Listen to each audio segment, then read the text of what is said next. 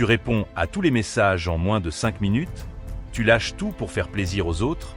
Tu crois que c'est être quelqu'un de bien? Eh bien, Carl Jung te dirait que tu es en train de saboter ta propre vie. Et ce que je vais te révéler va complètement bouleverser ta vision des relations humaines. Salut à tous. Alors, je vais être cash avec vous. Il y a quelques mois, j'ai réalisé que j'étais devenu ce mec qui dit oui à absolument tout le monde. Vous savez, le genre de personne toujours dispo, toujours prête à rendre service, qui répond au texto même à 3 h du matin parce qu'elle a peur de décevoir. Et vous voulez connaître le truc le plus fou? Plus j'étais disponible, moins les gens me respectaient. Plus je donnais de moi, moins ils appréciaient ce que je faisais. J'avais l'impression d'être transparent, comme un distributeur automatique de gentillesse. C'est à ce moment-là que je suis tombé sur cette phrase de Carl Jung qui m'a littéralement mis une claque. Ce à quoi tu ne fais pas face à l'intérieur, tu le rencontreras comme destin à l'extérieur. Au début, j'étais là. Quoi? Ça veut dire quoi ça? Puis j'ai creusé plus profond, et putain, ce que j'ai découvert m'a complètement retourné. Problème principal. Franchement, on nous a vendu un mensonge énorme. On nous a dit que pour être aimé, il faut être toujours là. Que pour avoir des amis, il faut être le mec serviable. Que pour réussir dans la vie, il faut accepter tout ce qu'on nous propose. Mais la vérité brutale, c'est que, être constamment disponible, c'est comme porter un panneau « Marche-moi déçu » collé sur le front. Écoutez bien ça. Jung a passé sa vie entière à décortiquer le cerveau humain. Et il a mis le doigt sur quelque chose de dérangeant. Plus vous êtes facile d'accès, plus vous déclenchez inconsciemment le mépris chez les autres. C'est pas de la méchanceté, c'est juste la nature humaine. Réfléchissez à votre smartphone. Quand il fonctionne parfaitement, toujours chargé, toujours là, vous ne faites même plus attention à lui. Mais dès que la batterie devient rouge, soudain il devient indispensable, non? Les êtres humains, c'est exactement pareil. Jung a appelé ça la psychologie de la rareté. Ce qui est rare devient précieux. Ce qui est tout le temps là devient banal. Mais attendez, ça va beaucoup plus loin que ça. Développement, étape 1, l'ombre cachée DE, la disponibilité, 3 minutes. Jung avait ce concept génial appelé l'ombre. Cette partie sombre de notre personnalité qu'on refuse de regarder en face. Et devinez quoi? Notre ombre, quand on est trop disponible, c'est qu'on est en train de manipuler les autres. Ouais, vous avez bien lu. On manipule. Moi, je me voyais comme quelqu'un de généreux, d'altruiste. En réalité, j'étais en train de faire du chantage émotionnel déguisé. Si je suis toujours là, si j'accepte tout, si je ne dis jamais non, alors ils vont forcément m'aimer en retour. C'est du troc affectif, pur et simple. Jung disait, tout ce qui ne parvient pas à la conscience revient sous forme de destin.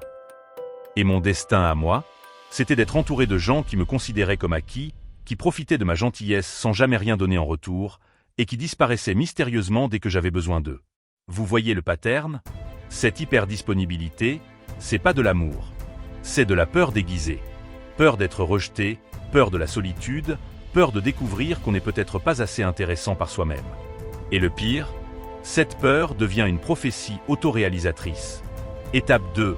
La mécanique secrète du respect. Alors, devinez ce qui se passe quand vous commencez à devenir plus sélectif avec votre temps? Au début, c'est terrifiant. Jung appelait ça l'angoisse de l'individuation.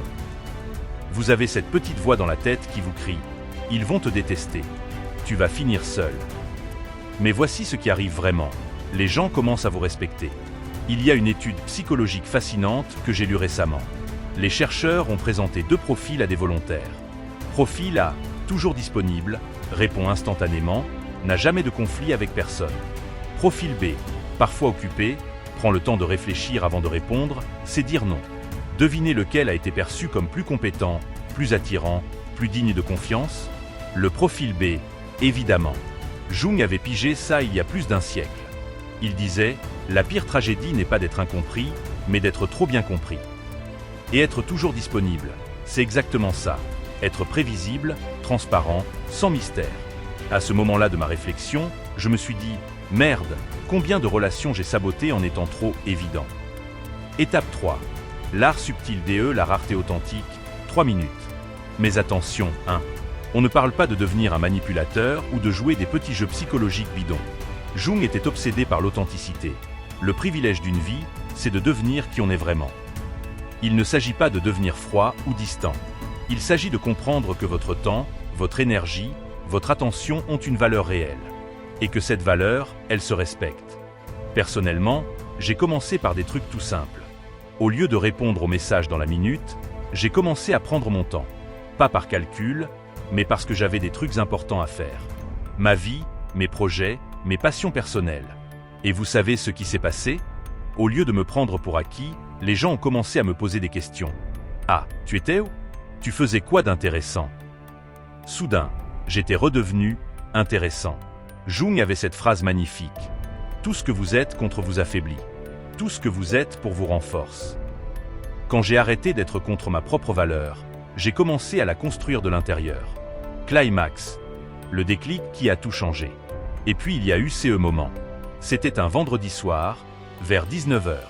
Mon pote Thomas m'appelle, comme d'habitude, pour que je l'aide à déménager ses affaires. Pour la 4e fois cette année, je précise. Avant, j'aurais répondu « Ouais, bien sûr, j'arrive », sans même réfléchir. Mais là, pour la première fois de ma vie d'adulte, j'ai dit « Écoute Thomas, là je peux pas. J'ai déjà quelque chose de prévu. » Et c'était vrai. J'avais prévu de rester chez moi, de lire ce bouquin que je voulais finir depuis des semaines, de me faire un bon repas, de prendre soin de moi. Pour une fois, il y a eu ce blanc au téléphone. Genre 5 secondes qui m'ont paru durer une éternité. Et là, Thomas me fait « Ah ok, pas de souci mec. Ça te dit qu'on se fasse une soirée ciné la semaine prochaine ?» Vous vous rendez compte? Il ne m'en voulait même pas. Il respectait ma décision. Et surtout, et c'est ça le truc dingue, pour la première fois depuis qu'on se connaît, il me proposait de faire quelque chose ensemble juste pour le plaisir. Pas pour me demander un service. C'est à cet instant que j'ai compris la vérité profonde de Jung. Ce que vous êtes crie si fort que je n'entends pas ce que vous dites. En étant enfin aligné avec mes propres besoins, j'avais transformé toute la dynamique de notre amitié. Conclusion. Écoutez-moi bien, tous autant que vous êtes. Vous n'êtes pas le super-héros de service de votre entourage. Vous n'avez pas à être disponible 24h, 24, 7j7. Vous avez le droit, non, vous devez, avoir des priorités, des limites, une vie qui vous appartient. Jung disait, votre tâche n'est pas de chercher l'amour, mais simplement de chercher et trouver tous les obstacles que vous avez construits contre lui en vous-même. Et le plus gros obstacle à l'amour véritable, c'est cette disponibilité toxique qui nous fait perdre notre identité. Vous voulez des relations authentiques? Créez de l'espace. Vous voulez être respecté? Commencez par vous respecter. Vous voulez qu'on vous désire? Devenez rare. Pas par manipulation, mais par amour de vous-même. Franchement, j'ai envie de connaître votre histoire à vous. Est-ce que vous vous reconnaissez dans ce que je viens de raconter? Avez-vous déjà essayé de poser des limites? Comment ça s'est passé? Racontez-moi tout ça en commentaire. Ça m'intéresse vraiment. Et si cette vidéo vous a fait tilter, partagez-la avec cette personne dans votre entourage qui en a besoin. On en a tous un. Abonnez-vous si vous voulez qu'on continue à creuser ces vérités qui font mal mais qui libèrent. Et retenez bien ça. Votre valeur ne se calcule pas en fonction de votre disponibilité. On se retrouve très bientôt.